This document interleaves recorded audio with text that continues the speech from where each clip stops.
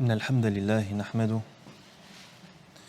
ونستعينه ونستغفره ونعوذ بالله من شرور أنفسنا وسيئات أعمالنا من يهده الله فلا مضل له ومن يضلل فلا هادي له وأشهد أن لا إله إلا الله وحده لا شريك له وأشهد أن محمدًا عبده ورسوله صلى الله عليه وسلم أما بعد فإن أصدق الحديث كتاب الله وخير الهدي هدي محمد صلى الله عليه وسلم وشر الأمور محدثاتها وكل محدثة بدعة وكل بدعة ضلالة وكل ضلالة في النار أما بعد فيقول ربنا تبارك وتعالى في كتابه إن عدة الشهور عند الله 12 شهرا في كتاب الله يوم خلق السماوات والأرض منها 4 حرم ذلك الدين القيم فلا تظلموا فيهن أنفسكم.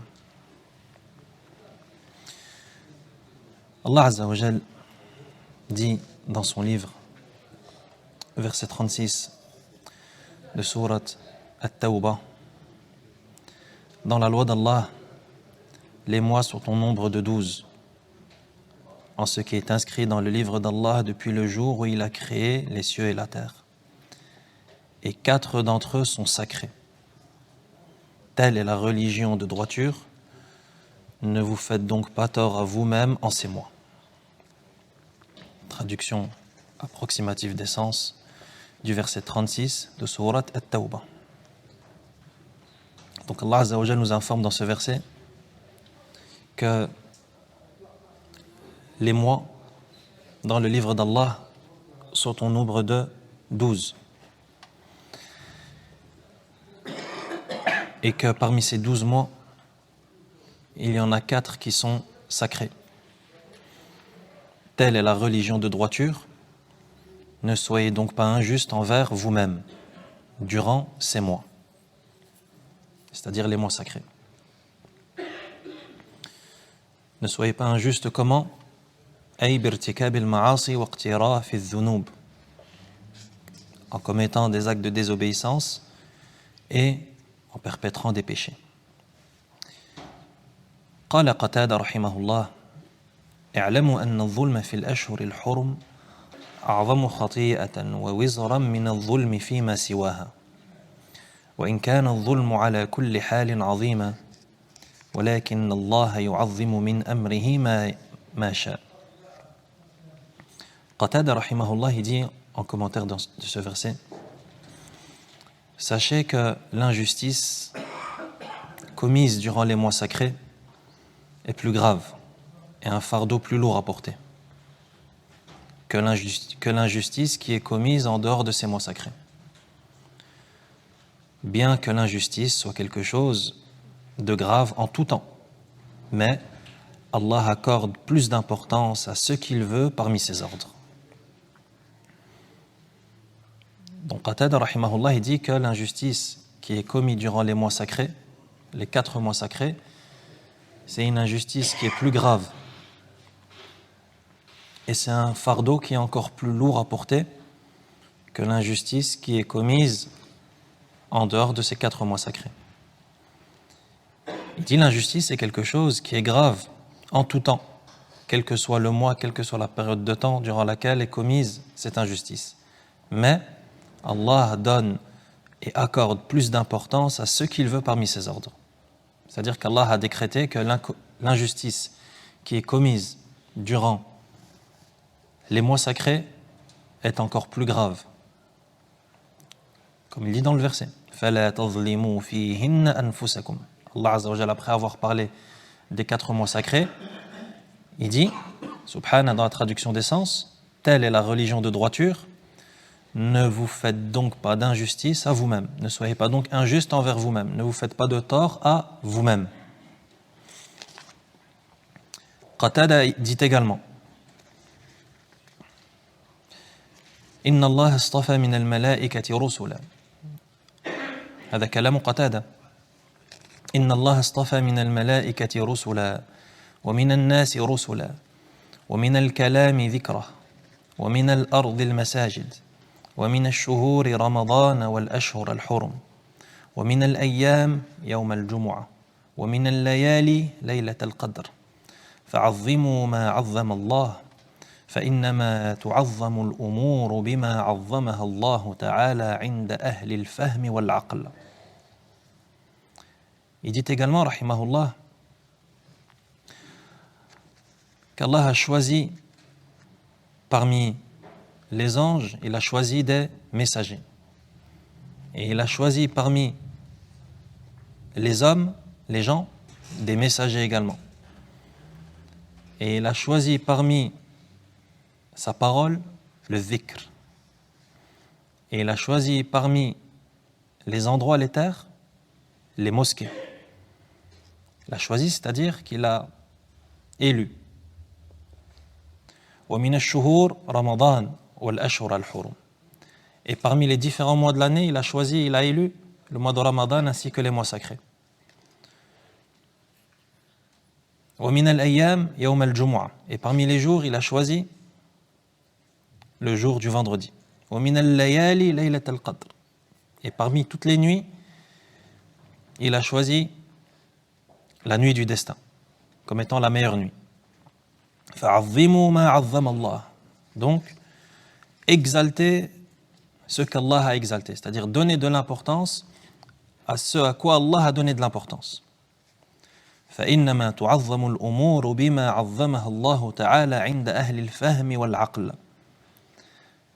Car en fonction de l'exaltation qu'Allah fait d'une chose, cette chose sera exaltée ou pas chez les gens doués de compréhension et de raison.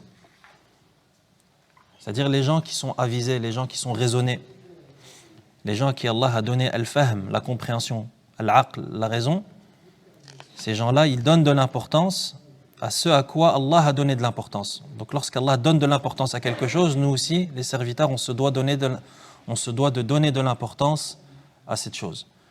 Lorsqu'Allah enlève de l'importance à quelque chose, nous aussi, les serviteurs, on se doit d'agir de la même sorte. Lorsqu'Allah aime quelque chose, on se doit d'aimer cette chose.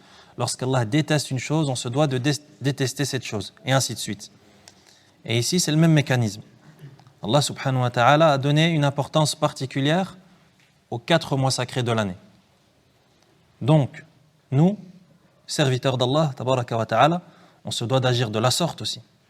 Et ces 4 mois, on doit également leur donner une importance particulière. Et on ne doit pas se comporter durant ce mois comme on se comporte dans les autres mois. Et on doit être vigilant, faire attention. On doit exalter ces mois, etc. Quels sont ces 4 mois? ما هي الأشهر الحرم؟ ما هي الأشهر الحرم؟ نعم، من يقول؟ بالترتيب. لا بأس. ونحن في أي شهر الآن؟ ذو القعدة أو ذو القعدة، هذا صحيح وهذا صحيح. الأول ذو القعدة، ثم ذو الحجة، ثم المحرم، ثم رجب. أحسنتم، هكذا. إذن الأشهر الحرم الأربعة هي ذو القعدة أو ذو القعدة وذو الحجة والمحرم ورجب. Les 4 mois sacrés sont ذو القعدة, ذو الحجة, المحرم et Rajab. Ces 4 mois qui viennent d'être cités, ce sont les 4 mois sacrés dans le livre d'Allah, tabaraka wa ta'ala, dans la loi d'Allah. C'est Allah qui les a sacralisés. وقد أكد النبي صلى الله عليه وسلم على بقاء حرمة الأشهر الحرم إلى نهاية الزمان. أكد ذلك صلى الله عليه وسلم في آخر عمره كما في حديث أبي بكرة المتفق على صحته في حجة الوداع، فقال في خطبته: إن الزمان قد استدار كهيئته يوم خلق الله السماوات والأرض، السنة 12 شهرا منها أربعة حرم ثلاث متواليات ذو القعدة وذو الحجة والمحرم ورجب مضر الذي بين جمادى وشعبان والحديث متفق عليه. Et dans la sunna du prophète, sallallahu alayhi wa sallam, on remarque que le prophète, alayhi salatu wa sallam, a insisté sur la sacralité de ces 4 mois et a insisté sur le fait que ces mois resteront sacrés jusqu'à la fin des temps. Quand est-ce qu'il a fait cela? Durant les dernières grandes recommandations qu'il a données à la communauté, dans ce qu'on appelle Hajjatul Wada', le pèlerinage d'adieu, dans laquelle il a fait plusieurs khutab, plusieurs discours, plusieurs sermons, dans laquelle il a donné des grandes directives à la communauté. Parmi les paroles les plus enrichissantes et les plus précieuses du messager alayhi salatu wassalam. Et parmi les choses qu'il a dites, sallallahu alayhi wa sallam, durant ce sermon, qui est rapporté par Abu Bakr et qui est unanimement authentique, c'est-à-dire recueilli par Al-Bukhari Muslim, il dit Inna az-zamana qad istadara ka hay'atihi yawma khalaqa Allahu as-samawati wal ard. Le temps a désormais retrouvé son aspect initial, tel que décidé par Allah le jour où il a créé les cieux et la terre. Donc, on revient au verset. Tel qu'Allah l'a décidé, tel que décidé par Allah le jour où il a créé les cieux et la terre.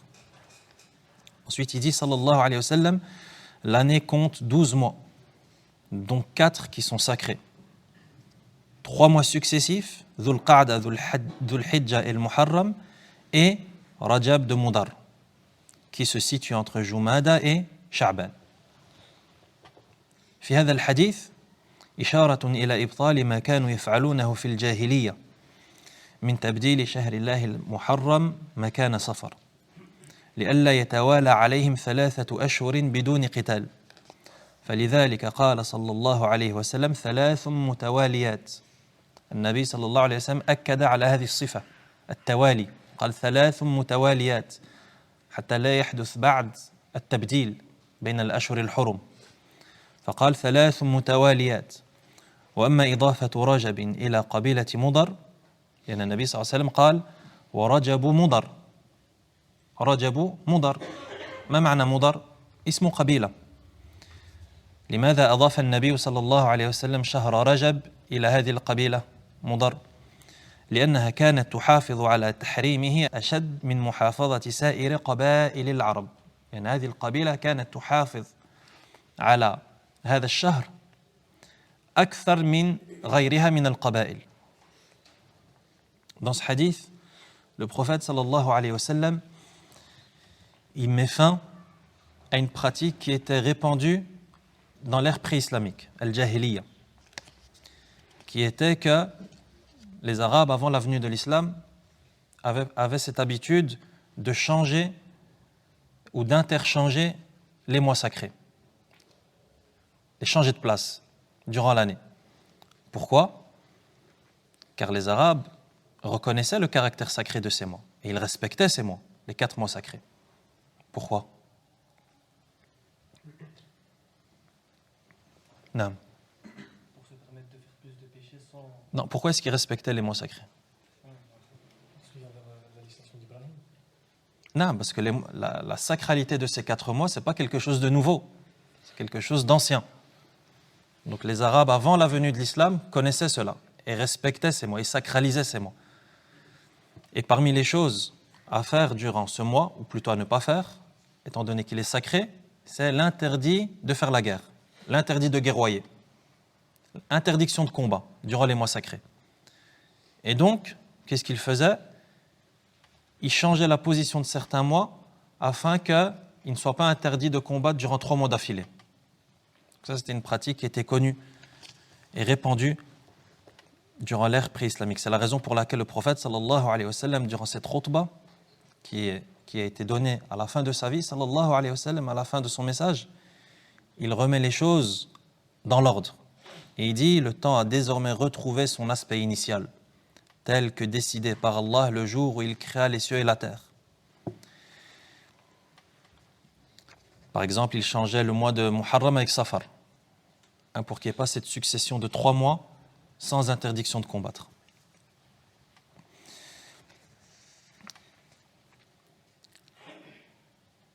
Raison pour laquelle le prophète sallallahu alayhi wa sallam dans le hadith, il dit 3 mois successifs. Après avoir dit l'année compte 12 mois, donc 4 sacrés, il dit 3 successifs, 3 qui se suivent. Pour que personne ne vienne après et dise mais ce mois on peut le changer. Non, il y a 3 qui se suivent l'un après l'autre. Et ensuite, il dit, après avoir mentionné quels sont les 3 successifs, à savoir Dhul Qa'da, Dhul Hijja et le Muharram, il dit, et ensuite, et Rajab de Mudar. Mudar. Le prophète sallallahu alayhi wa sallam affilie le mois de Rajab à Mudar, qui est le nom d'une tribu arabe. Mudar. Pourquoi est-ce que le prophète sallallahu alayhi wa sallam a fait cela? Car cette tribu, parmi les Arabes, était la tribu qui respectait le plus la sacralité de ce mois de Rajab. Raison pour laquelle elle a été affiliée, ou le mois leur a été affilié. Rajab ou Mudar. Dans la parole du messager, alayhi salatu wassalam. Donc les 4 mois sacrés, qui comptent parmi les 12 mois de l'année, dans le livre d'Allah, tabaraka wa ta'ala, et sa loi,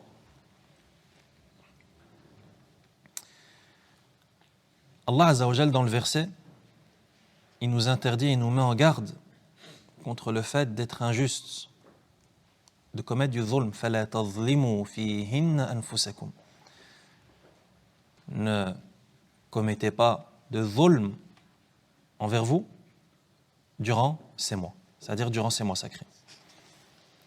Donc, et comme l'a dit Qatada, comme on l'a vu dans l'explication du verset, il disait que le dhulm, l'injustice, c'est quelque chose qui est illicite en tout temps et interdit en tout temps, que ce soit durant les mois sacrés ou en dehors des mois sacrés. Mais, durant les mois sacrés, l'injustice qui est commise durant ces mois sacrés, elle est plus grave et c'est un plus grand péché. Que signifie le dhulm? Que signifie l'injustice? C'est important à comprendre pour qu'on comprenne qu'est-ce qu'Allah veut de nous. Allah nous interdit le dhulm. Si on ne sait pas c'est quoi le dhulm, l'injustice, qu'on traduit en français par l'injustice, si on ne comprend pas quelle est la portée de ce terme, on ne va pas comprendre qu'est-ce qu'Allah ne veut pas de nous, ou plutôt veut de nous en nous écartant de ce dhulm. ما معنى الظلم؟ أو على ما يقع هذا المفهوم؟ الظلم أنواع ويجمعها مرتبتان. فالظلم مرتبتان. المرتبة الأولى ظلم النفس والمرتبة الثانية ظلم العباد. L'injustice, elle est de 2 degrés. Elle est de 2 types. Le premier degré, c'est ظلم النفس, c'est-à-dire l'injustice commise à soi-même. Lorsque la personne est injuste avec elle-même. Et le deuxième degré, lorsque la personne est injuste avec autrui, avec les serviteurs. Donc ça, c'est important à comprendre. Pourquoi? Parce que lorsqu'on dit le mot injustice en français, automatiquement on pense à l'injustice qui est faite aux gens. Et c'est très grave. Et c'est illicite. Et c'est péché. Et c'est désobéir, il n'y a pas de doute. Mais l'injustice, ce n'est pas seulement cela. L'injustice, c'est beaucoup plus large.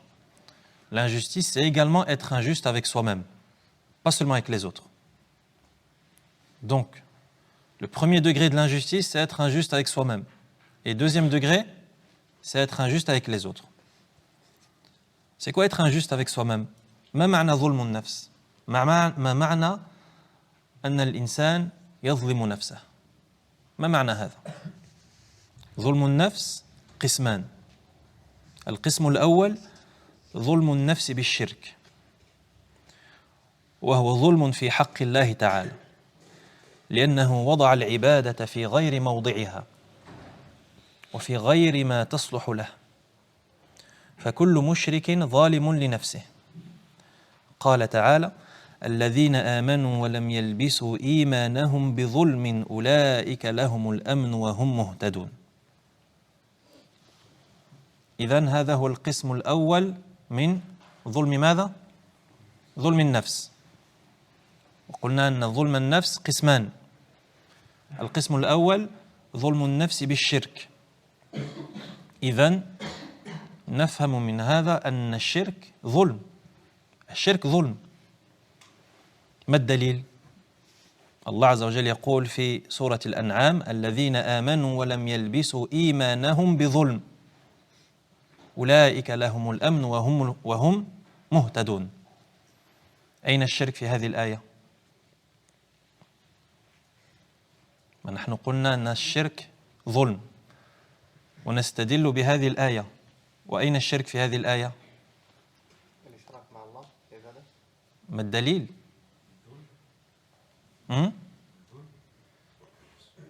نعم.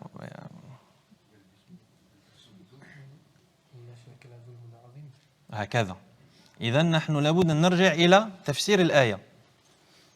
الصحابة رضي الله عنهم سألوا النبي صلى الله عليه وسلم: ما هذا الظلم المقصود به في الآية؟ قال: أينا لا يظلم نفسه. فالنبي صلى الله عليه وسلم فسر الآية وذكر لهم أن الظلم المقصود في هذه الآية هو الشرك، وقال: ألم تسمعوا إلى قول لقمان لابنه: يا بني لا تشرك بالله إن الشرك لظلم عظيم. إذن هذا هو التسلسل، أن الشرك ظلم، بل أعظم الظلم، لأنه ظلم في حق الله تبارك وتعالى.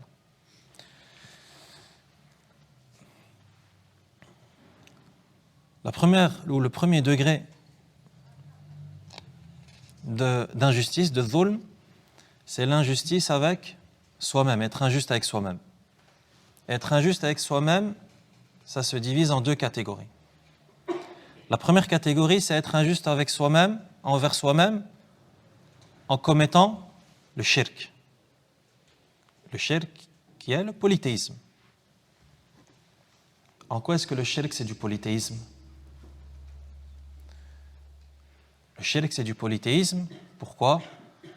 Car ça revient à violer un droit d'Allah tabaraka wa ta'ala, à ne pas respecter un droit d'Allah azza wa jal. Donc, on est bien dans de l'injustice. لأنه وضع العبادة في غير موضعها. En quoi est-ce que le shirk c'est de l'injustice? Que signifie le shirk? Il faut d'abord qu'on comprenne ce que signifie le shirk. Que signifie le shirk? Associer Allah, associer avec Allah. Associer. Mais ça signifie quoi, associer Allah? Non.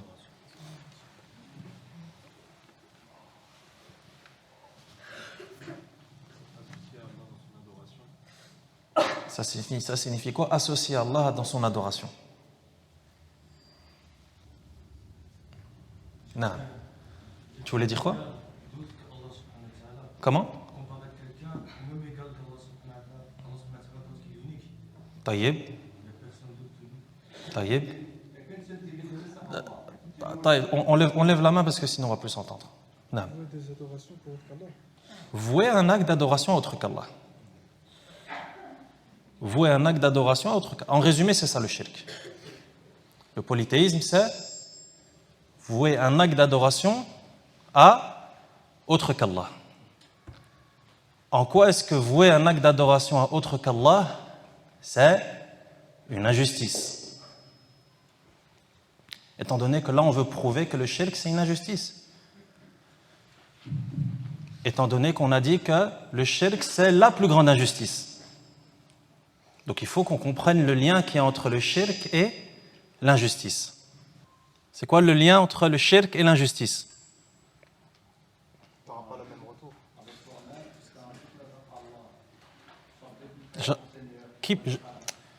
J'entends pas. On lève les mains, les frères, s'il vous plaît. Non. Parce que c'est Allah le créateur de toutes choses, c'est lui qui mérite seul l'adoration. Si on voit un autre culte autre qu'Allah, c'est injuste. Quoi d'autre? Non. vous a créé que pour l'adorer, derrière, on va applaudir une scène et l'armure, du coup, il y a que lui qui mérite l'adoration, et c'est son droit par rapport à nous. Du coup, le fait de ne pas l'adorer, enfin de l'associer avec lui, c'est... D'accord. Donc le frère, il dit que le shirk, c'est l'inverse du tawhid. c'est-à-dire adorer Allah de manière exclusive. Et le tawhid, c'est le droit d'Allah. Donc lorsqu'on commet le shirk, on commet l'opposé du tawhid, qui est le droit d'Allah, donc on viole un droit d'Allah. C'est une bonne explication. Pour que ce soit encore plus clair, il faut revenir à la définition de l'injustice. Que signifie l'injustice? L'injustice, ça signifie... Ahsant. Ils disent l'injustice, wad'u shay'i fi ghayri mawdi'ih. Ça, c'est la définition large de l'injustice. C'est le fait de poser, de mettre quelque chose à une place qui n'est pas la sienne. Donc maintenant, on avance. Et ça s'éclaircit. En quoi est-ce que le shirk revient à placer quelque chose à une place qui n'est pas la sienne?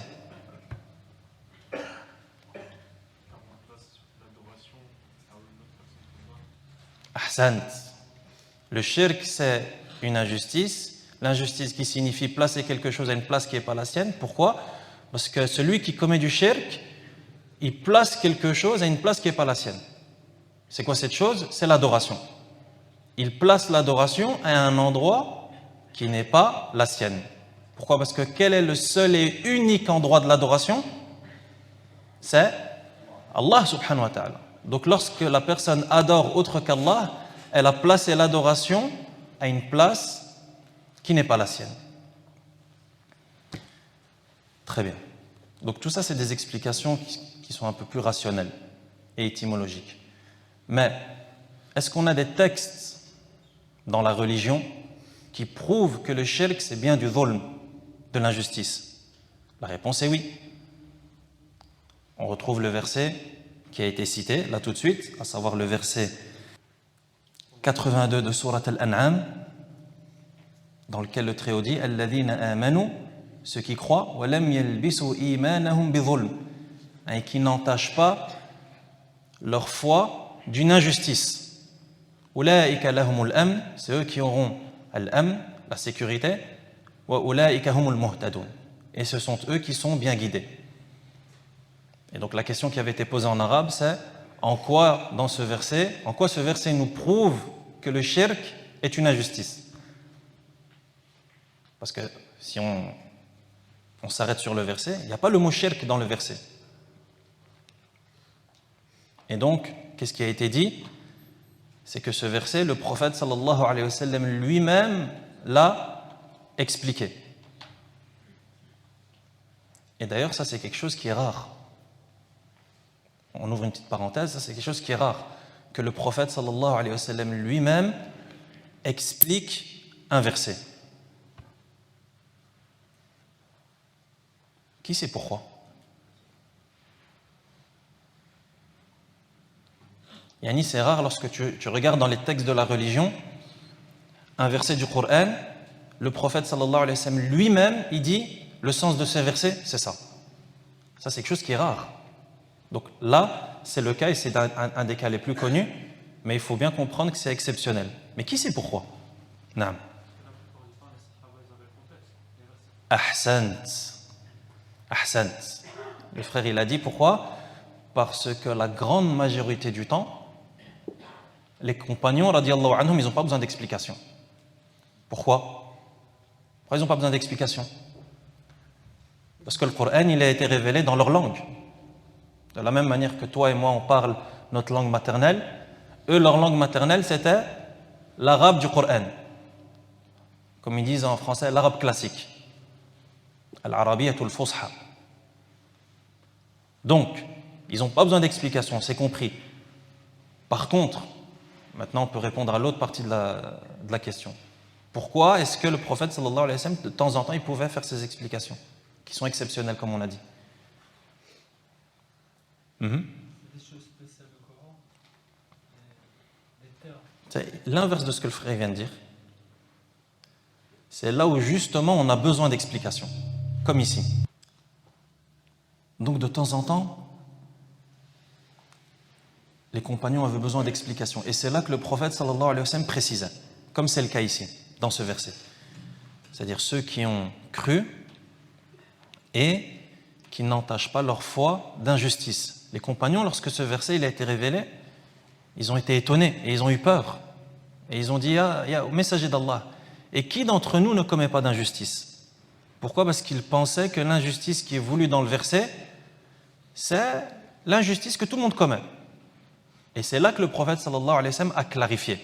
Il a dit non, ce n'est pas l'injustice à laquelle vous pensez, mais c'est l'injustice qui est la plus grande des injustices, à savoir le shirk. Et il leur a donné la preuve du Coran que le shirk est bel et bien une injustice dans Surat Luqman, quand Luqman fait les recommandations à son fils et qu'il lui dit: ô mon fils, la tushrik billah, ne commets pas le shirk avec Allah, inna shirka la zulmun azim, car le shirk est une injustice énorme. Donc, est-ce qu'on a la preuve dans le Coran que le shirk est une injustice? On a la preuve explicite. Et on a aussi des preuves implicites, mais on a même la preuve explicite. Donc ça, c'est la première catégorie de zulm, d'injustice, et qui est la plus grande des injustices. La plus grande des injustices. La plus grande des formes d'injustice, c'est le shirk. Pourquoi? Parce que ça revient à ne pas respecter et à violer, à porter atteinte au droit le plus sacré qui existe, à savoir le droit d'Allah, le droit du Créateur, son droit à l'adoration, tabaraka wa ta'ala. Donc ça, c'était pour la première catégorie d'injustice faite à soi-même, ظلم النفس. القسم الثاني ظلم النفس بارتكاب الحرام والتفريط فيما أوجب الله عز وجل وعدم أداء الحقوق مما يعرضها، يعني النفس مما يعرضها للعذاب والبلاء بما لا يصلح لها، وهذا ظلم للنفس لأن من حق نفسك عليك أن تسعدها في الدنيا والآخرة. انظر هذا الكلام، لماذا هذا الظلم أو لماذا هذا الفعل يعتبر ظلما؟ لأن نفسك لها عليك حق، نفسك لها حق. ما حقها؟ أن تسعدها في الدنيا والآخرة، فإذا عرضتها للمعصية فقد ظلمتها لأنك لم تجعلها سعيدة بل جعلتها معرضة لعذاب الله عز وجل. La deuxième catégorie d'injustice commise à soi-même, c'est l'injustice que la personne commet vis-à-vis d'elle en commettant le haram. En commettant le haram. Question. La catégorie qu'on vient de voir précédemment, ça concerne aussi le haram, étant donné que le shirk est haram. Réponse. Réponse.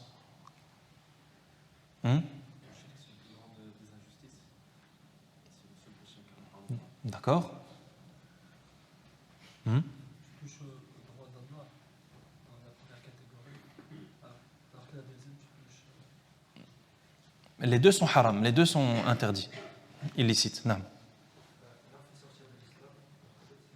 D'accord, mais quelqu'un peut, lorsqu'il entend ça, il peut dire oui, mais qu'est-ce qui diffère cette catégorie de l'autre d'un point de vue de la terminologie, étant donné que les deux sont haram? La deuxième catégorie, il dit, c'est être injuste envers soi-même en commettant le haram. La personne, elle dit, ouais, mais la première catégorie ici, c'était haram. Est-ce que ça veut dire que la première catégorie, elle était permise? Là, les deux sont haram. Walakin ici, lorsqu'on parle du haram, on parle de tout le haram qui se trouve en dessous du shirk. D'accord? Donc ici, lorsqu'on parle du haram, de ce qui est illicite, on parle de toutes les interdictions religieuses qui n'atteignent pas le degré du shirk. Pourquoi? Car le shirk, c'est l'interdiction la plus grave et la plus grande. Donc il dit ظلم النفس بارتكاب الحرام, être injuste envers soi-même en commettant, en perpétrant le haram. والتفريط فيما أوجب الله عز وجل. Et donc ça va consister à être négligent vis-à-vis de ce qu'Allah a rendu obligatoire. وعدم أداء الحقوق. Et ça va consister également à ne pas respecter les droits. مما يعرضها للعذاب والبلاء بما لا يصلح لها. Et ça va avoir pour conséquence que la personne, lorsqu'elle va commettre ce haram, donc ça veut dire qu'elle va commettre un interdit ou bien qu'elle ne va pas accomplir une obligation, étant donné que le fait de ne pas accomplir une obligation, c'est du haram, la personne, lorsqu'elle va agir de la sorte, elle va exposer son âme à quoi? Au châtiment et au supplice. وَهَذَا ظُلْمٌ لِلنَّفْسِ. Et ça, c'est une forme d'injustice envers soi-même. Exposer son âme au châtiment, c'est une forme d'injustice envers soi-même. لأن من حق, écoute cette parole. لأن من حق نفسك عليك أن تسعدها في الدنيا والآخرة. Pourquoi? Parce que ton âme, elle possède un haqq sur toi. Ton âme possède un haqq, un droit. Elle a un droit sur toi. C'est quoi ce droit? C'est que tu la fasses accéder au bonheur dans la vie d'ici-bas et dans l'au-delà. C'est le haqq que ton âme a sur toi. Donc, si tu ne fais pas le nécessaire pour que ton âme accède au bonheur dans la vie d'ici-bas et dans l'au-delà, tu auras été injuste envers toi-même. Et de là, on comprend la subdivision de l'injustice en deux grandes parties. L'injustice avec soi-même et l'injustice avec les autres. فَإِذَا عَرَّضْتَهَا لِلْمَعْصِيَةِ فَقَدْ ظَلَمْتَهَا. Donc lorsque tu exposes ton âme à la désobéissance, lorsque tu désobéis à Allah, tu es injuste envers toi-même. Regarde comment c'est profond. Lorsque tu désobéis à Allah, tu es injuste envers toi-même. Tu as été injuste, tu n'as pas respecté un droit de ton âme, qui est de la faire accéder au bonheur ici-bas et dans l'au-delà.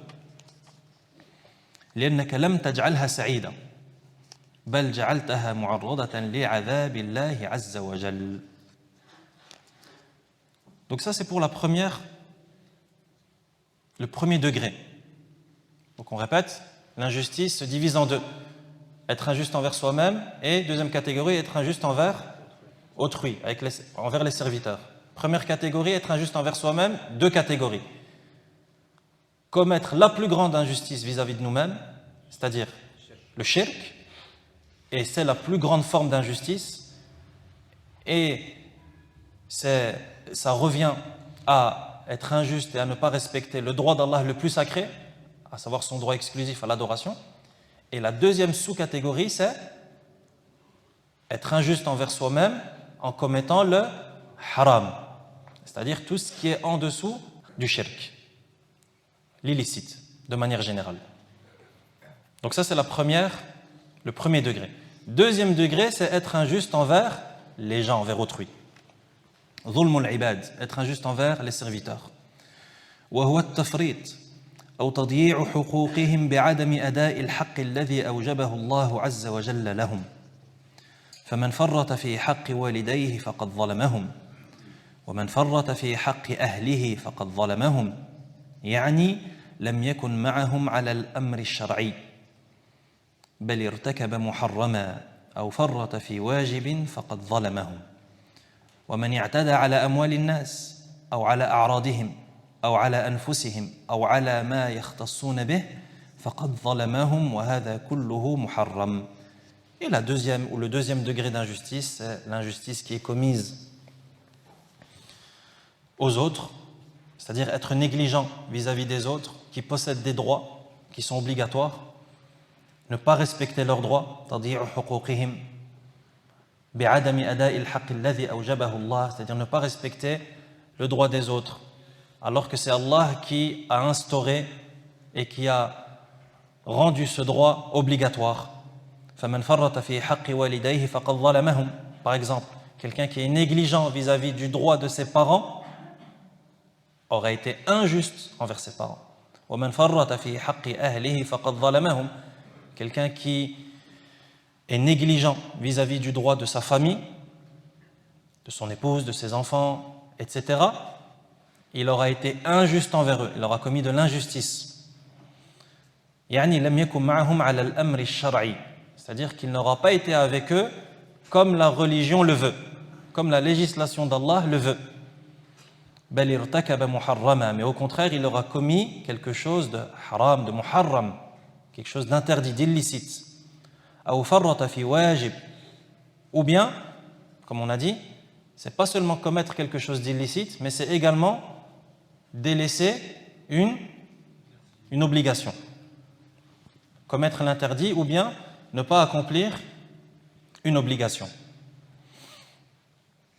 أو فرط في واجب فقد ظلمهم ومن اعتدى على أموال الناس, ou bien les gens qui abusent des gens des autres et qui portent atteinte au bien, c'est-à-dire à l'argent par exemple des autres, c'est aussi une forme d'injustice.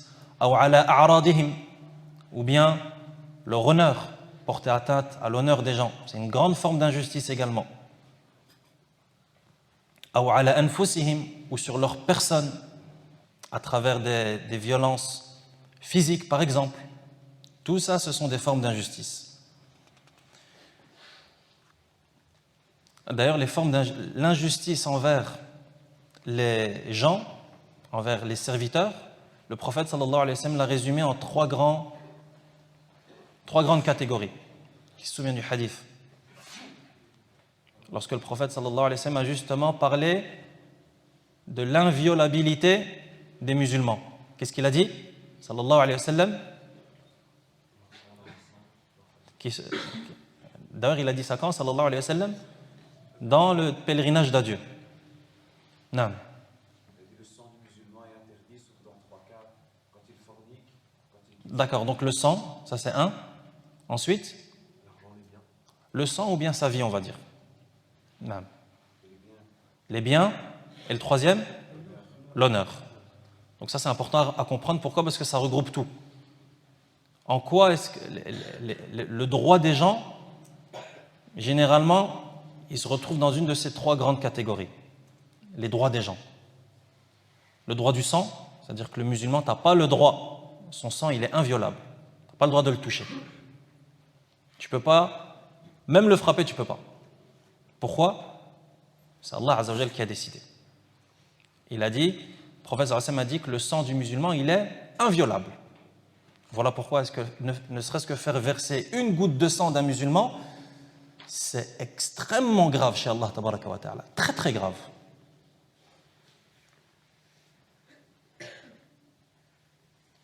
Qui se souvient du hadith qui parle de ça? De la gravité de toucher au sang d'un musulman. Même une goutte, une égratignure. Azim, très très grave.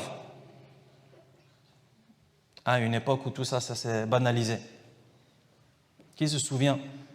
Le prophète sallallahu alayhi wa sallam, il nous a donné une image avec la Kaaba, c'est-à-dire que la Kaaba. Regarde, l'honneur du musulman, son sang, il est plus sacré que la Kaaba. Imagine la Kaaba, elle se fait démolir brique par brique. C'est moins pire chez Allah que de porter atteinte au sang d'un musulman. Connais ton importance, ya akhi. Allah Azza wa Jalla t'a donné une importance, il faut la connaître. Tu n'es pas n'importe qui chez Allah tabaraka wa ta'ala. Tu es un musulman. Il faut qu'on apprenne cela. Il faut qu'on soit au courant de cela. Pourquoi? Parce que sinon on va être injuste envers nous-mêmes et injuste envers les autres. Et c'est pas grave, lui frappe-le, et lui ouvre-lui une arcade, et lui coupe-lui un bras. La hawla wa la quwwata illa billah. Donc ça c'est important.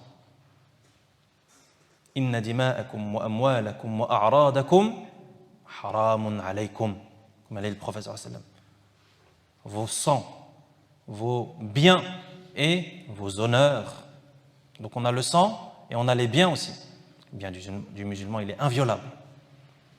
Wa a'radakum, et vos honneurs aussi. Interdit de parler sur ton frère. Interdit de parler sur ton frère, même si tu dis quelque chose de vrai. Mais c'est une parole qu'il n'aimerait pas entendre. Riba. Médisance. C'est vrai? Non, c'est vrai.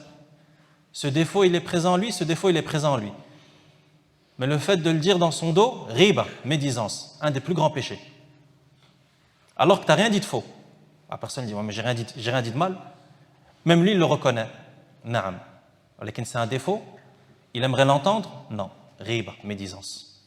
Sans parler de dire des choses qui ne sont même pas vraies. A'radakum. Az-zina également. La fornication. C'est aussi porter atteinte à l'honneur du musulman. C'est aussi porter atteinte à l'honneur du musulman.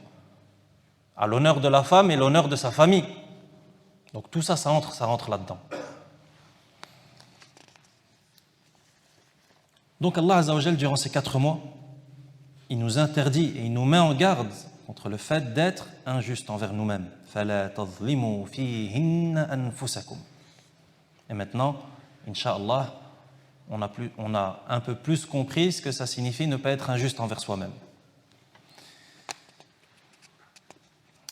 لقد أوأم القرآن المجيد ودلت السنة المطهرة على ثواب العمل في العشر من ذي الحجة وأيام التشريق فقال الله جل وعلا والفجر وليال عشر.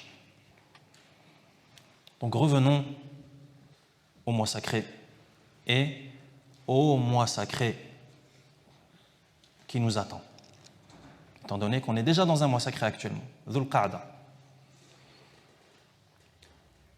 Le mois qui suit, le mois de Dhul Hijjah. Le mois de Dhul Hijjah, c'est un mois qui est spécial en islam. Pourquoi? Parce que déjà c'est un mois sacré, comme on vient de le voir, c'est un des 4 mois sacrés, mais en plus de ça, dans ce mois sacré, il y a certains jours qui sont encore plus spéciaux.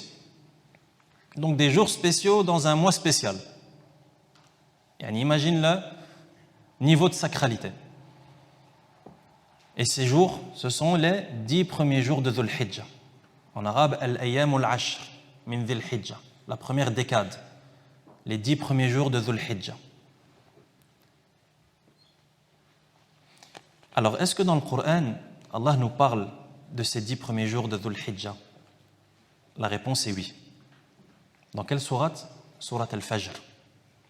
Allah Azza wa Jal dit, dans le début de la sourate, wal-Fajr wa layalin ashr. Allah jure par l'aube, wa layalin ashr, par les 10 nuits. Ibn Kathir, rahimahullah, il dit en commentaire du verset, wal layalil ashr, al-muradu biha ashru dhil hijjah, كما قاله ابن عباس وابن الزبير ومجاهد وغير واحد من السلف والخلف. Ibn Kathir, rahimahullah, il dit dans le commentaire du verset, wa layalin ashr, par les 10 nuits, il dit ce qui est voulu par les 10 nuits, ce sont les 10 premiers jours de Dhul Hijjah. Qui a dit ça? Ibn Abbas, Ibn Zubayr, Mujahid et d'autres parmi eux. Parmi les premières générations et ceux qui les ont suivis. Donc lorsque tu entends wa layalin ashr, tu sais qu'on parle des 10 premiers jours. والله جل وعلا له أن يقسم بما شاء من خلقه وهو لا يقسم إلا بمعظم فهذه الآية تدل على عظمة هذه الأيام عند الله جل وعلا. Et Allah Azza wa Jal, qu'est-ce qu'il fait en réalité dans ce verset? Il jure, il dit wal fajr. Wal fajr. Donc Allah jure par le fajr, par l'aube. Qui se souvient de la règle lorsqu'on jure? Donc Allah jure par l'aube. Est-ce que moi je peux jurer par l'aube et dire moi aussi wal fajr? Et puis lorsque quelqu'un me reprend et me dit tu peux pas dire ça, je lui dis toi tu sais pas, je l'ai lu dans le Coran. Qu'est-ce qu'on répond à ça? Sahih, il est dans le Coran, n'est-ce pas? Wal fajr, il est dans le Coran. Walakin tu peux pas le dire. Hier, comment est-ce que la religion c'est subtil? Et que la religion, elle demande du ilm, des connaissances. C'est dans le Coran. Comment est-ce que je pourrais pas le dire? Allah l'a dit. Naam, Allah l'a dit. Mais, tfaddal. Allah jure parce qu'il veut, que le serviteur ne jure que par Allah. Ahsant. Quelle est la preuve que le serviteur ne peut jurer que par Allah? Le prophète sallallahu alayhi wa sallam, il a dit celui qui jure par autre qu'Allah aura mécru ou associé. Ahsant. Donc la réponse à cette incompréhension va consister à dire quoi? À dire, naam, tu l'as lu dans le Coran. Mais dans le Coran, c'est Allah qui jure. Et Allah, lui, il jure par ce qu'il veut. Subhanah, c'est lui qui choisit. Quelquefois, il jure par lui-même, quelquefois, il jure par des créatures. C'est lui qui choisit. Par contre, nous, il nous a ordonné, par la voix de son prophète, sallallahu alayhi wa sallam, de n'adorer par personne si ce n'est par Allah. Comme a dit le prophète, sallallahu alayhi wa sallam, celui qui jure par autre qu'Allah, aura commis du shirk ou du kufr. Donc c'est grave. C'est grave. Il faut qu'on se fasse le rappel par rapport à ça. Pourquoi? Parce que jurer par autre qu'Allah, c'est quelque chose qui est répandu dans la communauté. Donc lorsque tu entends quelqu'un qui jure par autre qu'Allah, rappelle-lui, parce que peut-être qu'il ne sait pas. Peut-être que lui, depuis toujours, il entend ça, il répète. Ouais, si on ne se fait pas le rappel, comment est-ce qu'on va changer? Et moi, lorsque j'entends quelqu'un qui jure par autre qu'Allah, mais je dis rien. Et l'autre qui entend quelqu'un qui jure par autre qu'Allah, il dit rien. Et il sait qu'il ne peut pas. Et il sait que le prophète sallallahu alayhi wa sallam a dit shirk ou bien kufr. Comment est-ce qu'on va changer? Naam, c'est de l'injustice. Ahsant. C'est de l'injustice. Pourquoi? Parce qu'il faut qu'on se prodigue et qu'on se donne le bon conseil. Muhimun jiddan, on a parlé de ça, de l'importance de ordonner le bien et interdire le mal. Donc la réponse c'est quoi?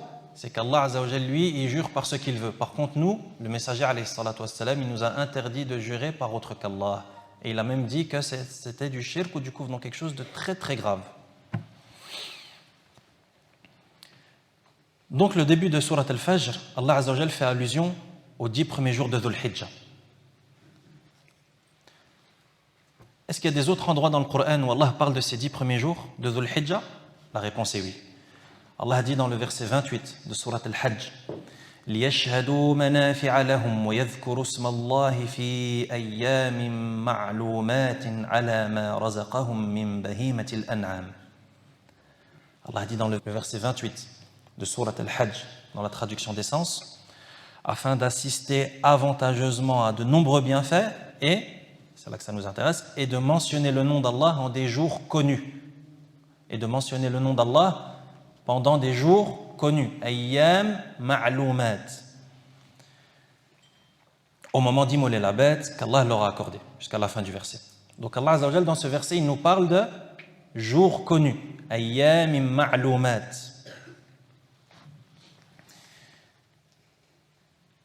Al-Bukhari, rahimahullah, dans son authentique, le chapitre Bab Fadl al-Amal fi Ayyam al-Tashriq min Kitab al-Eidain, dans le chapitre le mérite d'œuvrer durant les jours de Tashriq, et on va voir ce que sont les jours du Tashriq.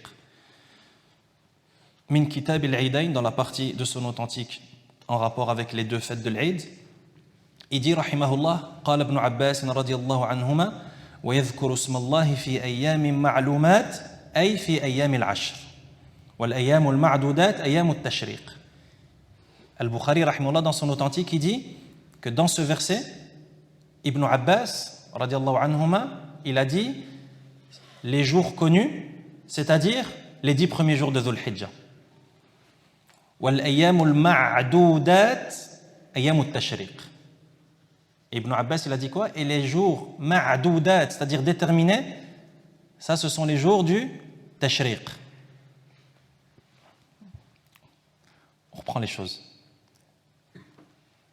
Al-Ayyam al-Ma'loumat, les jours connus, dans le verset 28 de Surat Al-Hajj, comme a dit Ibn Abbas, radiallahu anhuma, cousin du prophète, sallallahu alayhi wa sallam, et interprète du Coran, il a dit, c'est les 10 premiers jours de Dhul Hijjah. Et il a dit, Al-Ayyam al-Ma'doudat. Qui se souvient du verset Al-Ayyam al-Ma'doudat? Dans quelle sourate? Al-Ma'doudat. Al-Baqara. كيف؟ واذكروا الله في أيام معدودات. Plus précisément le verset 203. Dans le verset 203 de Surat Al-Baqarah, Allah parle des jours ma'doudat, c'est-à-dire déterminés. Et Ibn Abbas, il a dit, les jours déterminés, ça, ce sont les jours du Tashriq. C'est quoi les jours du Tashriq? Donc on a dit les 10 premiers jours, c'est du 1 au 10 de Dhul Hijjah. Et les jours du Tashriq, 11, 12, 13. Ahsant. 11e, 12e et 13e jour de Dhul Hijjah. Ça, c'est ce qu'on appelle Ayyam al-Tashriq.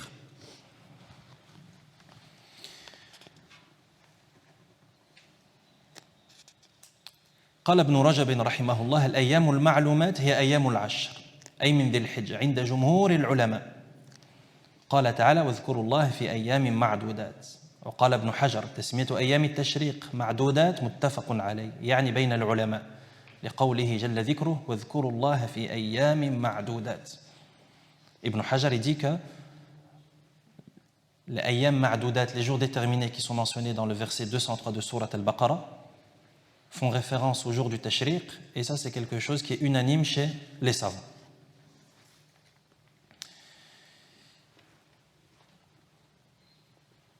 قال شيخ الإسلام ابن تيمية رحمه الله وعشر ذي الحجة اسم لمجموع الليالي وأيامها فإن يوم النحر من عشر ذي الحجة ولهذا قال النبي صلى الله عليه وسلم ما من أيام العمل الصالح فيها أحب إلى الله تعالى من هذه الأيام العشر وقال تعالى وليال عشر ويوم النحر داخل فيها. Les 10 premiers jours de Dhul Hijjah, les 10 premiers jours de Dhul Hijjah, Cheikh al-Islam rahimahullah, il dit que ça englobe les jours et les nuits. Ça englobe les jours et les nuits. Donc ça englobe également le 10e jour, de 1 à 10. 1, 2, 3, 4, 5, 6, 7, 8, 9, 10. Donc ça englobe également le 10e jour. Le 10e jour, quel jour de quoi? Le jour de l'Eid. Le jour du sacrifice. Yawmun Nahr. Le jour du sacrifice. Donc le jour du sacrifice entre dans les 10 jours de Dhul Hijjah. Pourquoi est-ce qu'il dit ça, rahimahullah? Pour pas qu'il y ait de confusion avec Surat al-Fajr. Parce qu'Allah, dans Surat al-Fajr, il parle de 10 nuits. Mais les nuits font partie des 10 premiers jours de Dhul Hijjah. Qu'est-ce qu'ils ont de spécial ces jours de Dhul Hijjah, ces 10 premiers jours de Dhul Hijjah?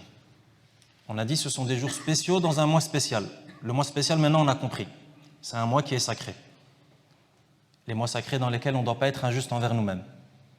Mais qu'est-ce qu'ils ont ces 10 premiers jours de Dhul Hijjah? Qui sait?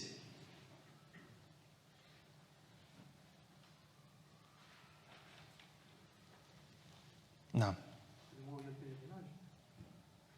Ahsan, c'est le mois où il y a le pèlerinage. Naam. Ahsan, il y a le jour de Arafat. Il se passe beaucoup de choses en fait durant ces 10 jours. Mais qui connaît le plus grand mérite? تفضل. يا عيد الأضحى أحسنت. نعم.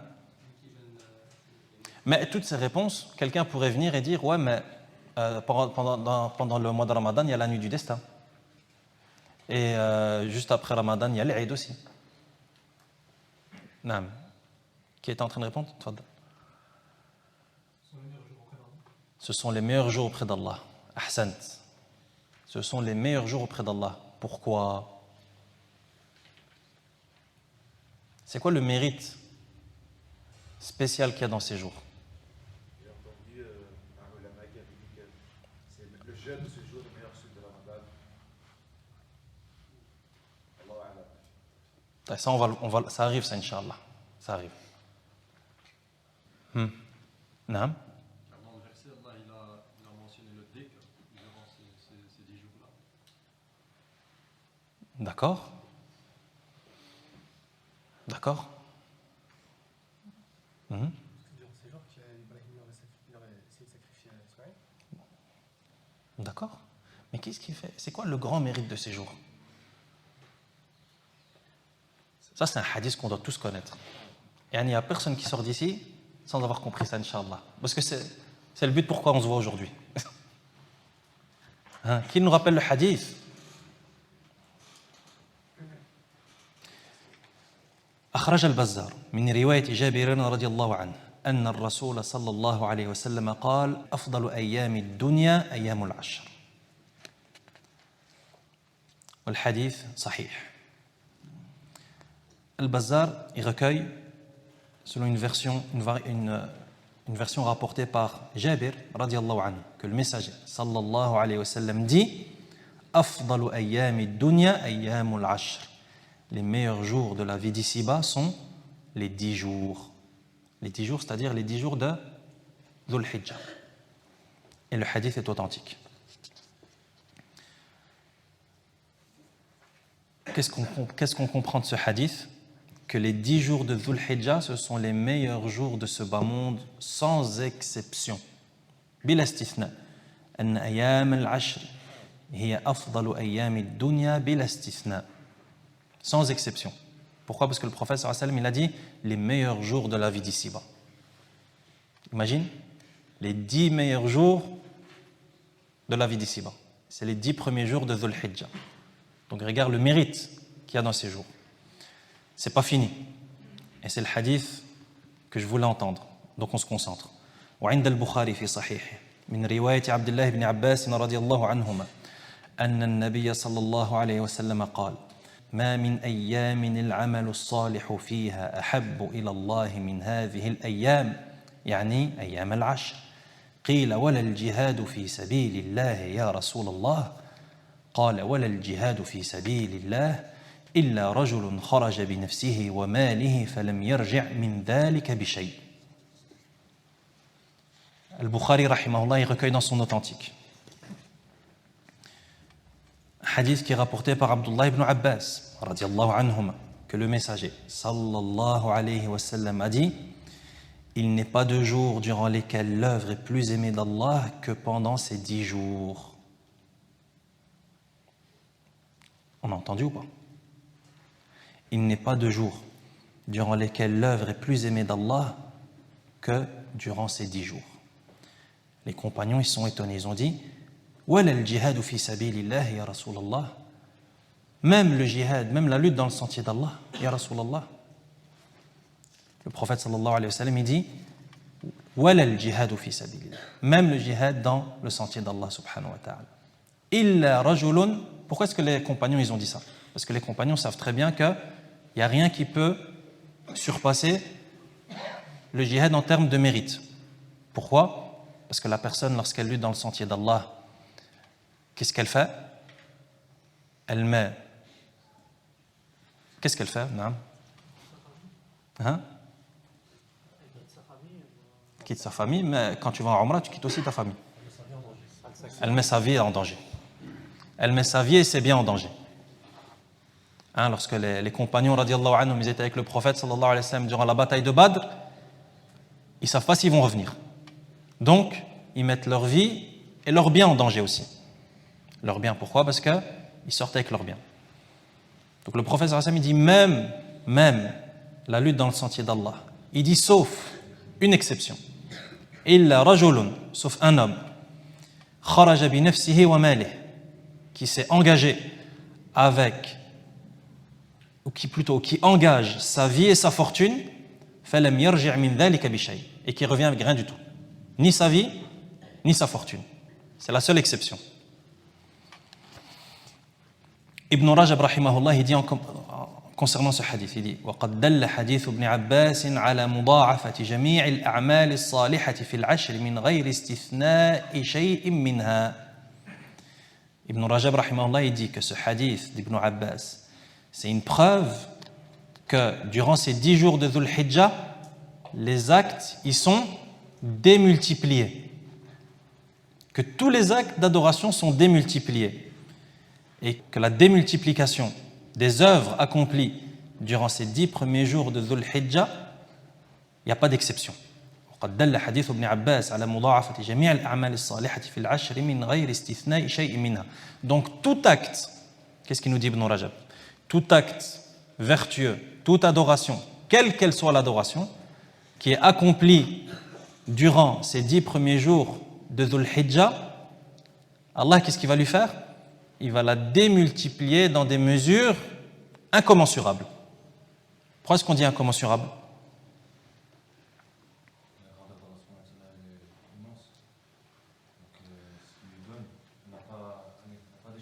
D'accord, mais d'accord, mais c'est pas ça que... Est-ce que on dit incommensurable? Pourquoi? Parce que Allah, de toute façon, il démultiplie toujours la bonne action. Hein, on se rappelle, avec Allah, c'est quoi les comptes? Un péché, ça s'inscrit comment lorsqu'il accomplit un péché? Tu fais une bonne action, comment est-ce qu'Allah il inscrit? 10, minimum. Minimum 10. Ça peut être multiplié par 7, ça peut être multiplié par Allahu A'lam. Mais minimum 10. Regarde les comptes avec Allah subhanahu wa ta'ala, comment ils se font. Donc voilà pourquoi est-ce qu'on dit ici que durant ces 10 jours, la démultiplication, elle se fait dans des proportions inouïes. Pourquoi? Parce que la démultiplication de la bonne œuvre, c'est quelque chose qui a toujours lieu. Qu'on soit dans Dhul Hijjah ou pas. Hein, c'est toujours x10. C'est d'ailleurs pour ça que le prophète sallallahu alayhi wa sallam, il a dit que celui qui échoue avec Allah, c'est quelqu'un qui est voué à l'échec. Nas'Allah al-afiyah. Quelqu'un qui échoue avec Allah, c'est quelqu'un c'est un bon à rien. Pourquoi? Comment tu peux échouer avec Allah alors que tout le mal que tu fais, c'est inscrit une mauvaise action. Une mauvaise action, une mauvaise action. Une mauvaise action, une mauvaise action. Alors que tout le bien que tu fais, minimum x 10. Minimum. Grand minimum. Ça peut être beaucoup plus. Ajoute à ça qu'Allah Azza wa Jal, chaque année, il te donne le mois de Ramadan. Si tu jeûnes le mois de Ramadan avec foi et espérance, ça pardonne les péchés passés. Si tu pries les nuits du mois de Ramadan avec foi et espérance, ça pardonne les péchés passés. Si tu pries juste la nuit du destin avec foi et espérance, ça pardonne les péchés passés. Si tu jeûnes le jour de Arafah, qui est le 9e jour de Dhul Hijjah, ça pardonne les péchés de l'année passée et de l'année qui arrive. Si tu jeûnes le jour de Muharram, ça pardonne les péchés d'une année. Hein, quoi d'autre? Qui nous aide? Il y en a tellement. De vendredi à vendredi, de prière en prière, de Ramadan à Ramadan, ça pardonne tout ce qui entre, tous les péchés qu'il y a entre, à condition de délaisser les grands péchés. Tout ça. Et la personne, elle se retrouve devant Allah avec plus de péchés que de bonnes actions. Ça, c'est vraiment quelqu'un qui a été très négligent. Très négligent. Le Hajj, tu reviens du Hajj comme ta mère, elle t'a mis au monde. La Hijra, pareil. L'Islam, pareil. Lorsque tu vas à la mosquée, chaque pas que tu fais, Allah t'efface un péché et t'élève en degré. Allah. Et comme ça, on arrive encore à échouer avec Allah subhanahu wa ta'ala. C'est pour ça que le prophète sallallahu alayhi wa sallam, il a dit وَلَا يَهْلِكُ عَلَى اللَّهِ إِلَّا هَالِكُ. C'est vrai, wallahi, c'est vrai. Celui qui échoue le jour de la résurrection, il peut s'en vouloir qu'à lui-même. Parce qu'Allah, il t'a donné des opportunités et il t'a donné des façons de te rattraper. Walakin, c'est nous qui avons été négligents. C'est pour ça, celui qui rate l'examen et que le jour de la résurrection, le jour des comptes, le jour du jugement, l'examen, c'est un échec, il peut s'en vouloir qu'à lui-même. Il peut s'en vouloir qu'à lui-même. Regarde toutes les opportunités qu'il a eues. Pardonne ça comme péché, pardonne ça comme péché, prends ça comme hasanat, les 10 premiers jours de Dhul Hijjah, dans des proportions. Et malgré ça, tu te retrouves devant Allah subhanahu wa ta'ala avec plus de mal que de bien, à rater l'examen, là c'est grave. Il y a quelque chose qui ne va pas là-dedans. Il y a quelque chose qui ne va pas là-dedans. Parce que comme tu vois, Allah il favorise, il facilite les comptes, subhanahu. Il facilite les comptes.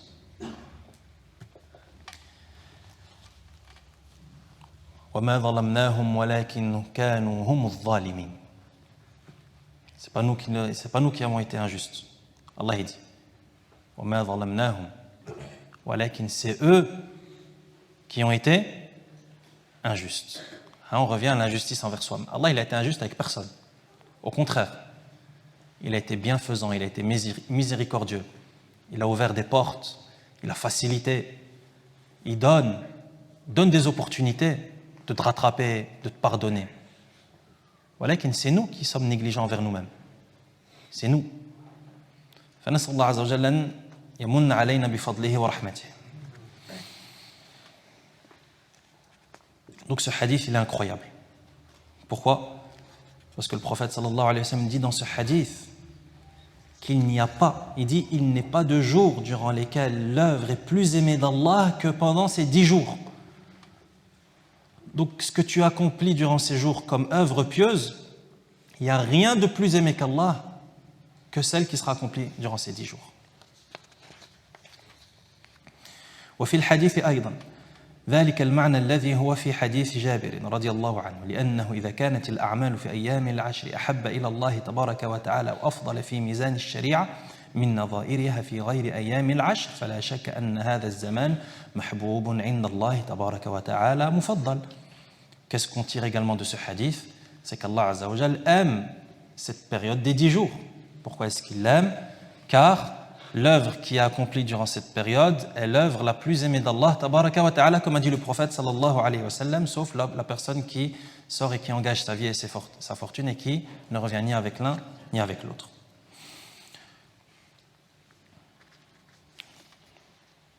Donc de tout ça, qu'est-ce qu'on comprend? On comprend qu'Allah Azza wa Jal, et c'est la chose par laquelle on avait commencé le cours, on comprend qu'Allah subhanahu wa ta'ala, il aime et il déteste. Il aime des choses et il n'en aime pas d'autres. Mais on comprend également qu'Allah n'aime pas tout de la même façon. Ça veut dire qu'Allah, il y a des choses qu'il aime plus que d'autres. L'amour d'Allah, ce n'est pas quelque chose qui est toujours de la même intensité. Non. Allah Azza wa Jal aime quelque chose, mais il peut en aimer une autre d'un amour encore plus grand, comme tu le vois durant ces jours. Donc ça, c'est ce qu'on appelle le fait qu'Allah subhanahu wa ta'ala, il favorise certains amours à d'autres. Il favorise certains amours à d'autres. Par exemple, au niveau du temps et des périodes de temps, al-azman, au niveau des périodes de temps, Allah subhanahu wa ta'ala a fait de la nuit du destin la meilleure nuit. Et il a fait du jour du sacrifice, donc le 10e jour de Dhul Hijjah, le meilleur jour. Donc la nuit du destin, c'est la meilleure nuit. Et la meilleure journée, c'est la journée du sacrifice, comme a dit le prophète sallallahu alayhi wa sallam dans un hadith. Donc la meilleure nuit, la nuit du destin. La meilleure journée, le jour du sacrifice. De même qu'Allah Azza wa Jalla a accordé un amour particulier à ces 10 premiers jours de Dhul Hijjah, comme on vient de le voir, par rapport aux autres jours de l'année, il en a fait les meilleurs jours. Les meilleurs jours, c'est les 10 premiers jours de Dhul Hijjah. De même qu'Allah subhanahu wa ta'ala, il favorise certains lieux à d'autres. Allah Azza wa Jal, il n'aime pas tous les endroits de la même manière, mais les endroits préférés d'Allah, ce sont les mosquées. Et Allah Azza wa Jal aime également la Mecque d'un amour particulier et Médine d'un amour particulier. De même qu'Allah subhanahu wa ta'ala favorise certains anges à d'autres aussi. Il y a certains anges qui sont préférés d'Allah et qui sont plus élevés et plus méritants chez Allah que d'autres, comme l'ange Jibril alayhi salam. De même qu'Allah Azza wa Jal préfère et favorise certains messagers à d'autres, avec à leur tête le prophète Muhammad sallallahu alayhi wa sallam, qui est le meilleur d'entre eux et le plus aimé d'Allah subhanahu wa ta'ala. De même qu'Allah préfère certaines personnes, certains gens à d'autres. Quels sont les gens les plus aimés d'Allah et les gens préférés d'Allah? Atqahum, les gens les plus pieux. Donc les gens ne sont pas tous sur un même pied d'égalité auprès d'Allah tabaraka wa ta'ala. Les meilleurs gens auprès d'Allah, c'est qui? C'est les pieux. Les pieux. Inna akramakum indallahi atqakum. Les gens qui ont le plus de mérite chez Allah, c'est qui? C'est les gens les plus pieux.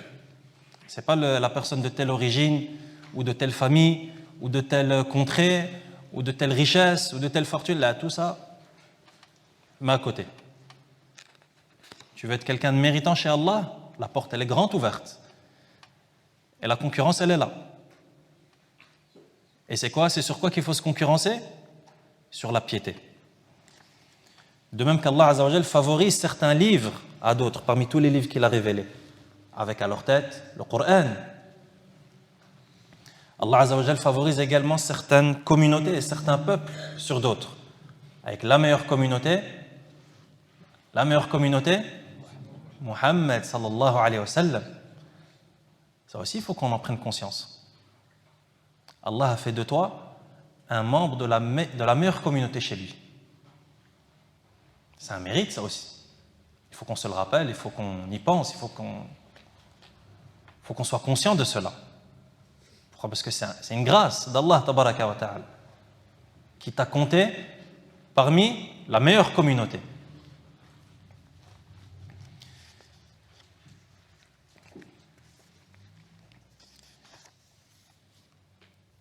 Question. Donc on a vu que ces jours ont une grande valeur chez Allah Azza wa Jalla. Pourquoi? Car ce sont les meilleurs jours de la vie d'ici-bas, comme a dit le prophète sallallahu alayhi wa sallam, et également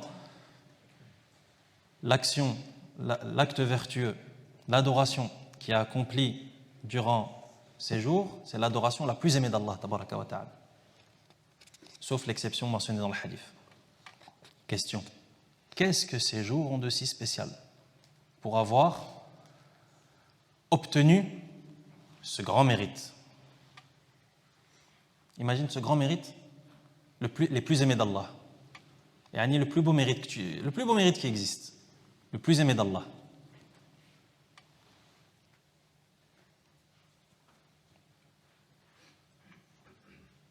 Yani c'est pas donné à tous les jours. D'être les jours les plus aimés d'Allah, c'est pas donné à tous les jours. Mais ces jours-là, eux, ils ont gagné ce mérite. C'est quoi la cause? Naam.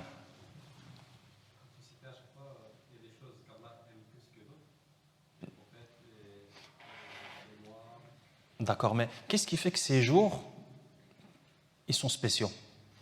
Parce que forcément, si Allah préfère ces jours, c'est qu'il y a quelque chose de spécial dans ces jours.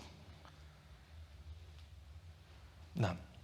C'est pas les jours de la création. Du Hajj. On se rapproche, le Hajj. La construction de la Kaaba. C'est pas où il faut parachever la religion. Ça rejoint le Hajj. Arafat, donc Arafat c'est dans les rites du Hajj. Qu'est-ce qu'on avait dit sur l'adoration?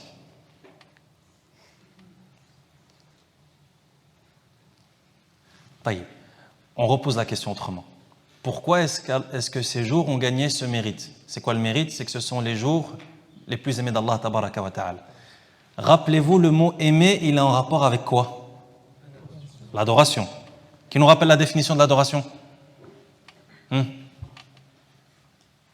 Fadal. Ali.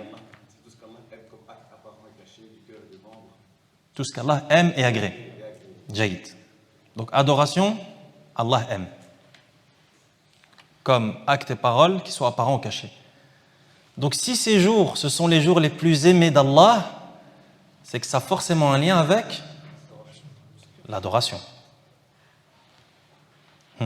Durant ces jours, il y a les adorations les plus aimées d'Allah. Ahsant, on y arrive. Regarde ce qu'il dit Al-Hafid ibn Hajar, il dit وهو لأجل اجتماع أمهات العبادة فيه وهي الصلاة والصيام والصدقة والحج ويوم عرفة ولا يتأتى ذلك في غيره. Regarde pour qu'on comprenne la valeur de l'adoration chez Allah subhanahu wa ta'ala. وما خلقت الجن والإنس إلا ليعبدون. Je n'ai créé les djinns et les hommes que pour qu'ils m'adorent. Pour comprendre la valeur de cette adoration, c'est la raison pour laquelle ces jours, c'est les jours préférés d'Allah Azza wa Jal. Parce que durant ces jours, c'est les seuls jours où il se passe quelque chose durant l'année. Les seuls jours de l'année où il se passe quelque chose. C'est quoi cette chose? C'est les seuls jours durant lesquels les adorations mères et principales en islam, elles sont accomplies. Il dit quoi, rahimahullah? Il dit هو لأجل اجتماع أمهات العبادة فيه. C'est en raison du fait que durant ces jours, toutes les adorations mères, les adorations principales en islam, elles sont accomplies. As-salat, la prière, elle est accomplie durant ces jours. As-siyam, il est accompli. Pourquoi? Déjà, tu as Arafat, le jeûne du jour de Arafat. Et en plus de ça, tu as le fait que tout acte d'adoration est recommandé, particulièrement le jeûne. As-sadaqa, accompli durant ce jour. et surtout le hajj. Et le hajj ne peut pas avoir à un autre moment de l'année, ne peut pas avoir lieu à un autre moment de l'année. Contrairement à la umrah. La umrah, tu l'as fait plus ou moins quand tu veux. Par contre, le hajj, tu le fais quand tu veux. Là, tu es obligé d'attendre. Hein, c'est quand commencent les mois du hajj? Al-hajj ashhurum ma'lumat. Les hajj sont des mois connus qui nous rappellent quand commencent les mois du hajj.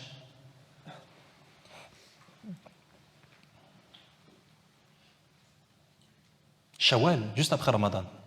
Shawwal, c'est le premier jour des mois du hajj. Ça veut dire ceux qui, surtout avant où ça prenait du temps, à partir du mois de Shawwal, tu prends la route vers le hajj. Donc le hajj, c'est pas quand tu veux, mais il y a des mois. Et il y a des moments pour le faire, avec des jours précis, etc. Et donc ça, c'est la raison pour laquelle ces jours-ci sont les jours les plus aimés d'Allah. Parce que ce sont les jours durant lesquels toutes ces adorations grandioses et ces adorations essentielles en islam sont accomplies. Donc ça, c'est la raison qui a été proposée par Al-Hafidh ibn Hajar, rahimahullah ta'ala.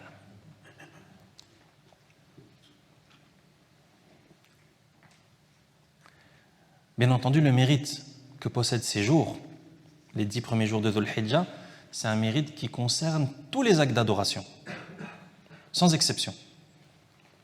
Et ça, c'est une bonne nouvelle pour nous, parce que ça veut dire que quand ces jours ils vont rentrer, Inch'Allah, tu sais que tu dois faire quoi? Tout ce que tu peux faire, tu le fais.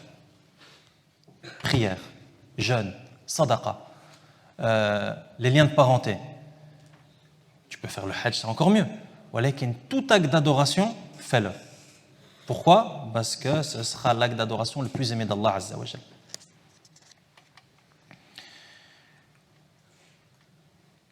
فنوافل العشر أعظم النوافل وفرائض العشر أفضل الفرائض. Donc qu'est-ce qu'on tire également de ce hadith? C'est que les actes surérogatoires qui sont accomplis durant ces 10 premiers jours de Dhul Hijjah, ce sont les meilleurs actes surérogatoires. Et les actes obligatoires accomplis durant ces 10 premiers jours de Dhul Hijjah, ce sont les meilleurs actes obligatoires. وَالْفَرَائِدُ فِي غَيْرِ الْعَشْرِ أَعْظَمُ مِنْ نَوَافِلِ الْعَشْرِ مُطْلَقًا. Par contre, et là on revient à une question qui avait été amorcée, par contre, donc on a dit, les actes surérogatoires accomplis durant ces 10 premiers jours de Dhul Hijjah, c'est les meilleurs actes surérogatoires. Les obligations accomplies durant ces 10 premiers jours de Dhul Hijjah, ce sont les meilleures obligations. C'est quoi la preuve? Le prophète sallallahu alayhi wa sallam a dit, ce sont les actes les plus aimés d'Allah. Taïb, question. Qu'en est-il de la comparaison entre un acte obligatoire hors 10 premiers jours de Dhul Hijjah et un acte surérogatoire dans Dhul Hijjah? La question, elle est comprise? Un exemple concret. Qu'est-ce qui est plus aimé d'Allah? Prier Al-Asr, par exemple, dans un jour classique de l'année, ou bien prier une prière surérogatoire, par exemple, la prière nocturne, par exemple. La prière nocturne accomplie durant les 10 premiers jours de Dhul Hijjah. Qu'est-ce qui est meilleur? Prière nocturne accomplie dans les 10 premiers jours durant les 10 premiers jours de Dhul Hijjah, ou bien prière de l'Asr accomplie dans un jour classique de l'année? Non.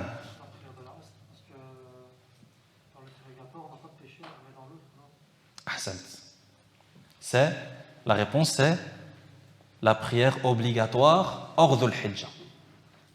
Et quelqu'un vient et dit, ouais, mais on vient de voir le hadith qui dit que l'acte qui est accompli durant les 10 premiers jours de Dhul Hijjah, c'est l'acte le plus aimé d'Allah. Naam.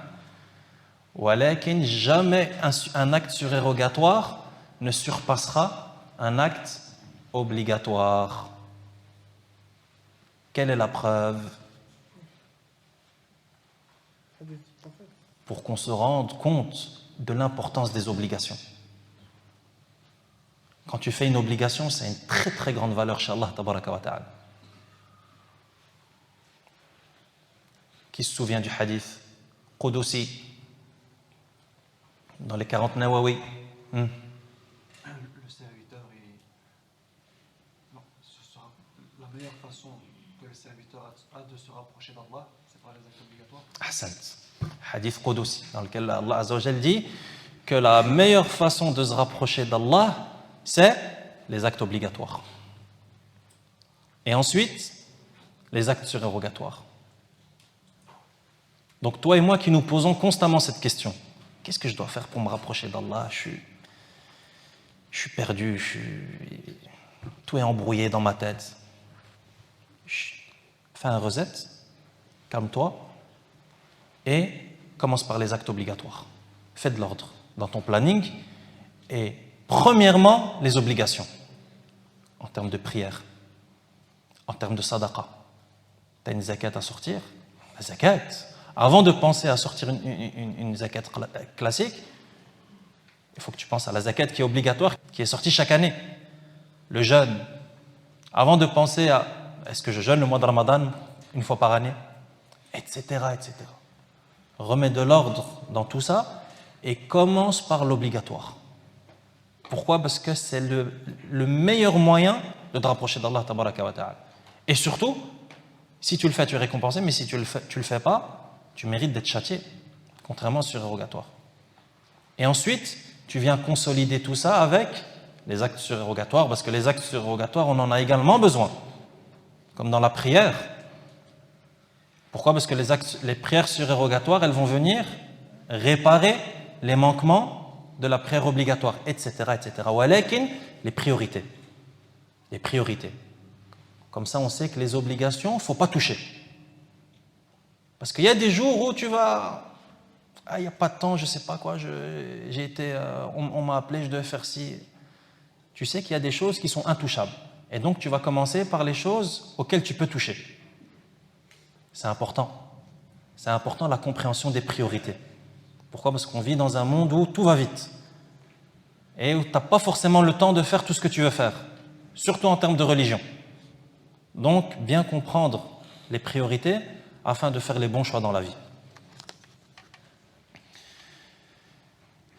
Donc, l'obligation hors 10 premiers jours de Dhul Hijjah est meilleure que l'acte surérogatoire accompli durant les 10 premiers jours de Dhul Hijjah. لأن الفرائض أحب إلى الله تعالى من النوافل كما أفاد ذلك العلامة ابن رجب رحمه الله تعالى. Pourquoi? Car les actes obligatoires sont plus aimés d'Allah que les actes surérogatoires. فصيام أيام رمضان أعظم من صيام عشر ذي الحجة. Donc qu'est-ce qui est meilleur? Jeûner Ramadan ou bien jeûner les jours de Dhul Hijjah? Ramadan. Pourquoi? C'est obligatoire. Et ce hadith, il nous aide, ce hadith du mérite des 10 jours de Dhul Hijjah, il nous aide à comprendre, il nous aide à un peu plus percevoir l'importance des actes obligatoires et leur valeur chez Allah tabaraka wa ta'ala. Parce que dans ce hadith, le prophète sallallahu alayhi wa sallam, il dit qu'il n'y a pas d'actes qui sont meilleurs.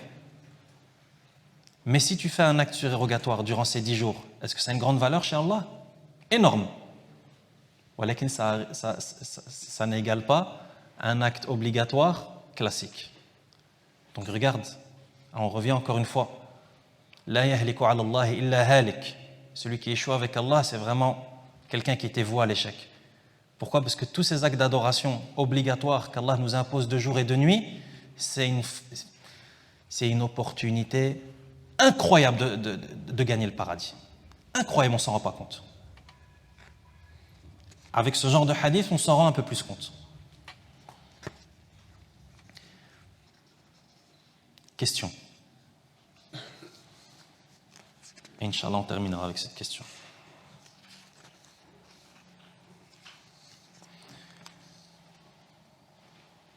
Qu'est-ce qui est meilleur? Les 10 premiers jours de Dhul Hijjah ou bien les 10 derniers jours de Ramadan? Les savants, ils ont rien laissé. Partout. Il y a moyen de faire des travaux, étudier les choses plus en détail, de manière plus approfondie. Rahimahumullah ta'ala. Des gens qu'Allah a créés pour ça. Qu'Allah leur fasse miséricorde. Des gens qu'Allah a créés pour ça. Al-Bukhari, Allah il a créé pour ça. Allah, il a créé pour récolter les paroles du prophète sallallahu alayhi wa sallam. Et tu t'en rends compte lorsque tu lis sa biographie. Tu vois que cet homme, il a été créé pour ça. Muslim, la même chose. Al-Shafi'i, la même chose. Malik, la même chose. Ahmed, la même... Abu Hanifa, tous ces gens, on dirait qu'Allah, il les a créés pour ça. Quand tu vois les travaux qu'ils produisent, rahimahumullah ta'ala. Naam. Bilal.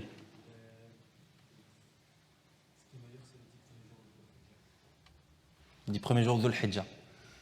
L'ulama avait dit que les meilleurs jours en journée, c'était Dhul-Hijjah, et les meilleures nuits, c'était pendant Ramadan. Ahsant, barakallahu fik. Ahsant. Qui a proposé cette explication? Un autre homme qu'Allah a créé pour ça. Cheikh al-Islam ibn Taymiyyah rahimahullah ta'ala. Cheikh al-Islam, honnêtement, c'est vraiment quelqu'un de spécial. Pourquoi? Parce que c'est rare, wallahi c'est rare. Et on ne dit pas ça parce qu'on pense qu'on a de la science ou quoi que ce soit, mais c'est rare. Toi, fais le test. Lorsque tu étudies un sujet de la religion, tu te poses une question dans la religion, quel que soit le sujet, la croyance, les adorations, quelle que soit l'adoration, la prière, la sadaqa, et tu as une question qui est poussée. Et donc tu étudies le sujet en détail. C'est rare que le nom de Cheikh l'Islam ne sort pas dans tes recherches. Très très rare. Tu vas toujours voir, et Cheikh l'Islam il a dit. Et ça c'est rare. Qu'un savant il revient autant de fois dans les travaux de recherche. Rahimahullah ta'ala. Et regarde qu'est-ce qu'il dit. Il dit rahimahullah, أيام عشر ذي الحجة أفضل من أيام العشر من رمضان والليالي العشر الأواخر من رمضان أفضل من ليالي العشر من ذي الحجة. Il dit rahimahullah, أيام عشر ذي الحجة أفضل من أيام العشر من رمضان. Il dit les journées, les 10 premières journées de Dhul Hijjah sont meilleures que les 10 dernières journées de Ramadan. والليالي العشر الأواخر من رمضان أفضل من ليالي عشر ذي الحجة. Et les 10 dernières nuits de Ramadan sont meilleures que les 10 premières nuits de Dhul Hijjah. Et lorsque tu as entendu ça, le puzzle est terminé. Pourquoi? Parce que les 10 dernières nuits de Ramadan ont leur mérite, et on arrive à comprendre et à concilier entre le grand mérite des 10 derniers jours de Ramadan et les 10 premiers jours de Dhul Hijjah, à propos desquels le prophète sallallahu alayhi wa sallam a dit que c'était les meilleurs jours. Alors, comment on fait avec les 10 dernières nuits du mois de Ramadan? Naam. Les 10 dernières nuits du mois de Ramadan, naam, c'est les meilleures nuits. Mais les 10 premières journées, c'est les meilleures journées.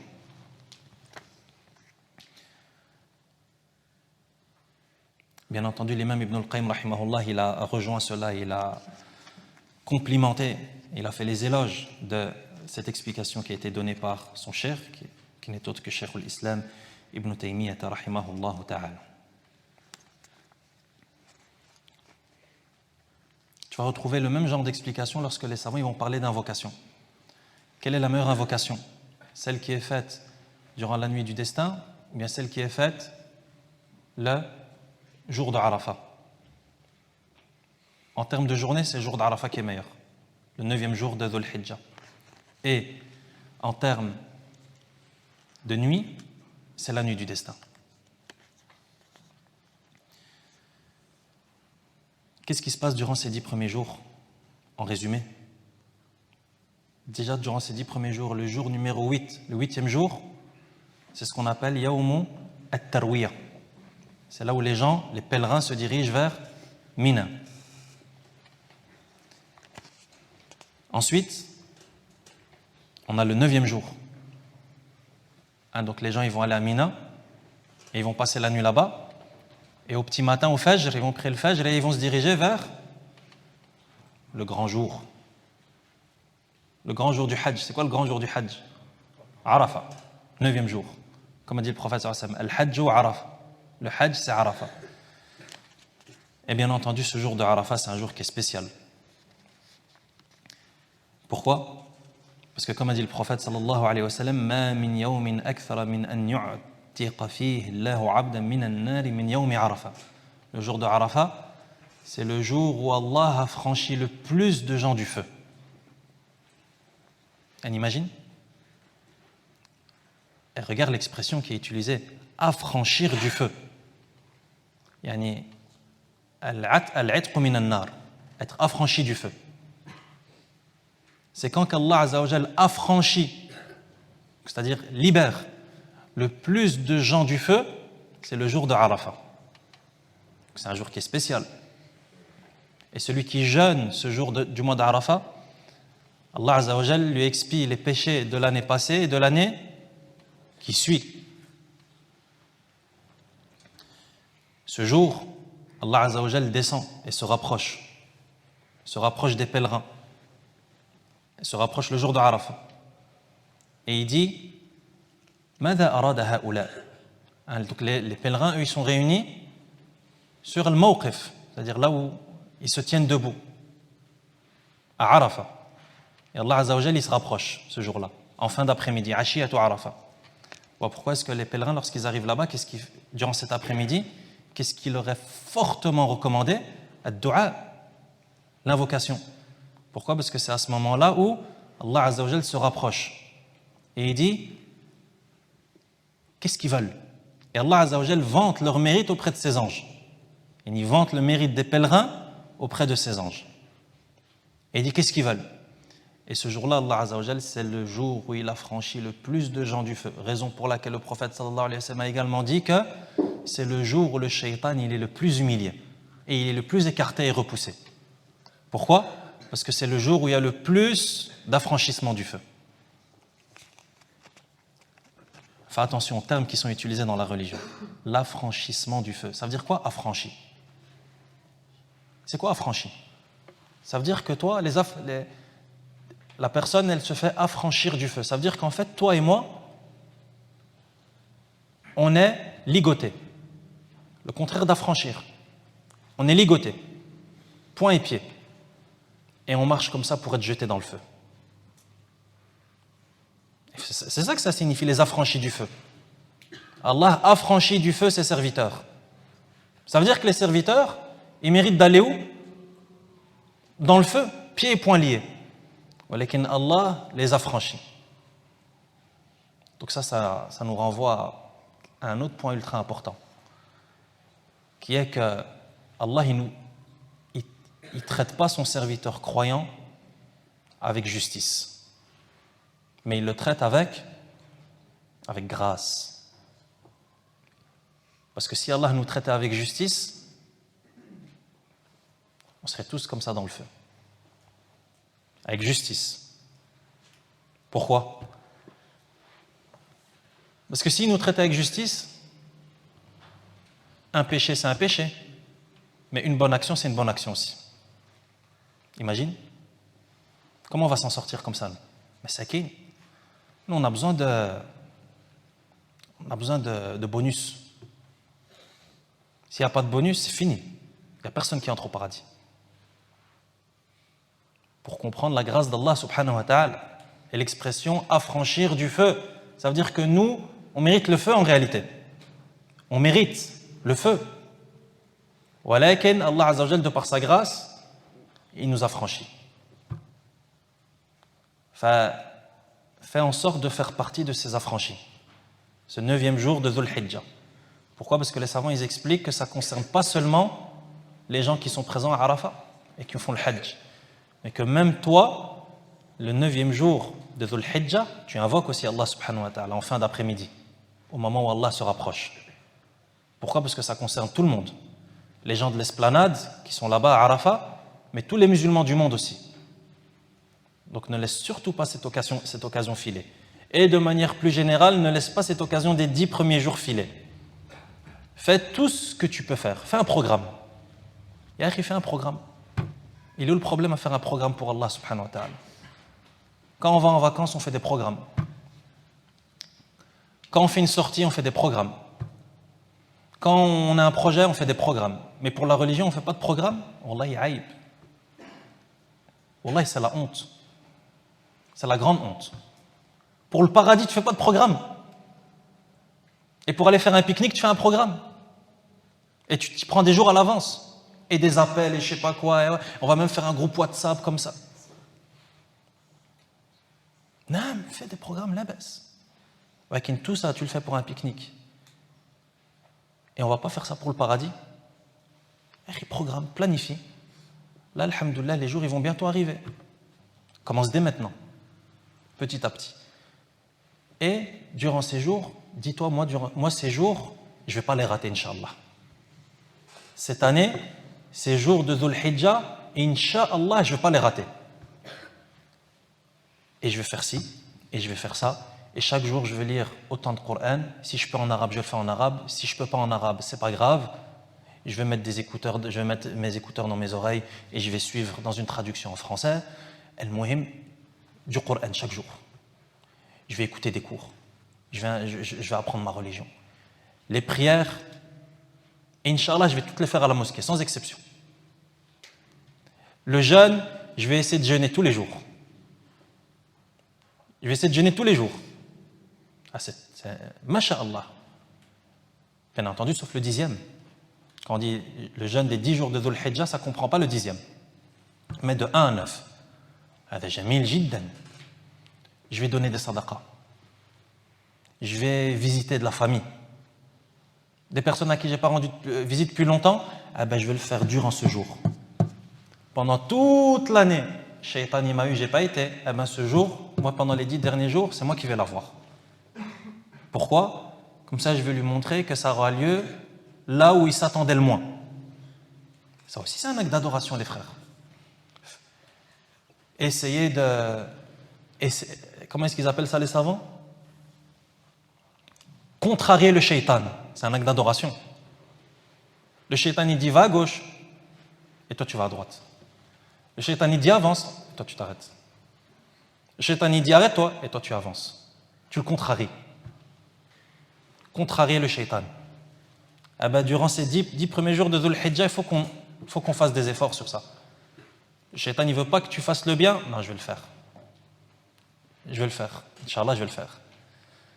Tu ne veux pas que j'aille à la mosquée? Non, je vais aller à la mosquée.